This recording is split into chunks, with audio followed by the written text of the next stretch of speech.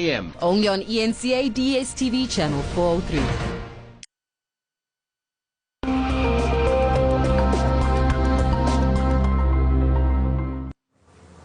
Welcome back and thank you for staying with us.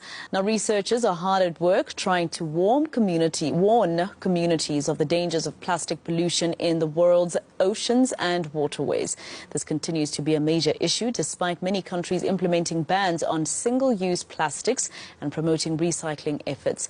Now, Dr. Gideon Idowu, an environmental chemist at Nigeria's Federal University of Technology, Akure, is taking stock of a massive research project across 8 African countries to understand the impact of microplastic pollution in marine and riverine systems. He joins me now to tell us more. Now, thank you very much, Doc, for your time here on eNCA. Just first of all, does your research show how much of microplastics we actually take on as humans in our bodies?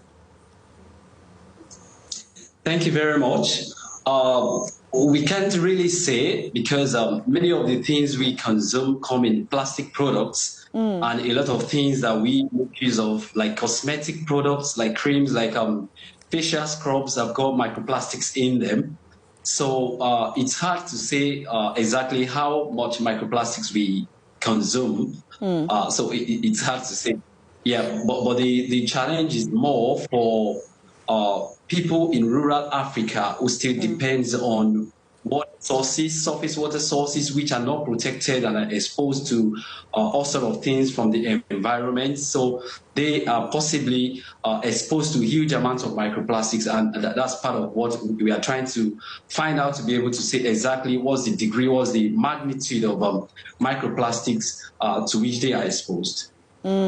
Okay, so Doc, your research looks at 8 African countries. So are you able to tell us or to quantify for us how Africa looks compared to the rest of the world when it comes to dangers of microplastics in our environment?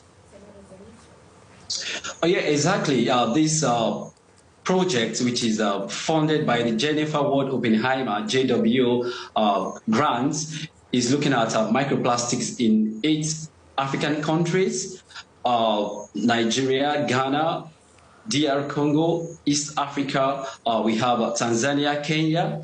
We've got Morocco in North Africa, and in Southern Africa, we've got South Africa and Zimbabwe. So potentially, Africa, because environmental laws are not being enforced as they should be, and because people just throw away plastics into the environment uncontrolled, unrestricted. So the potential is huge that the Africa, more than the rest of the world, especially the Western world, Africa is much more exposed. There's potential that the impact of plastic pollution is more on organisms, on the ecosystem, on individuals in Africa than other parts of the world. All right. So just lastly from you, Doc, how concerned should we be in Africa about how microplastics might end up affecting our bodies?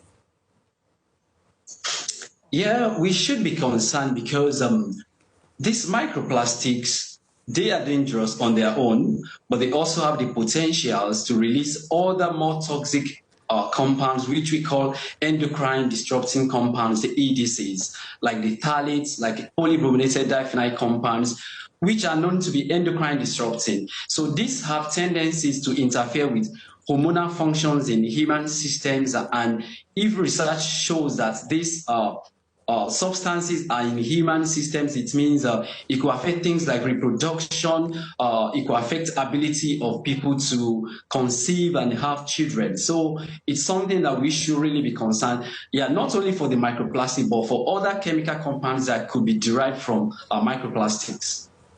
All right, Doc, thank you very much for your time here on eNCA. That was Dr. Gideon Idowu, an environmental chemist at Nigeria's Federal University of Technology.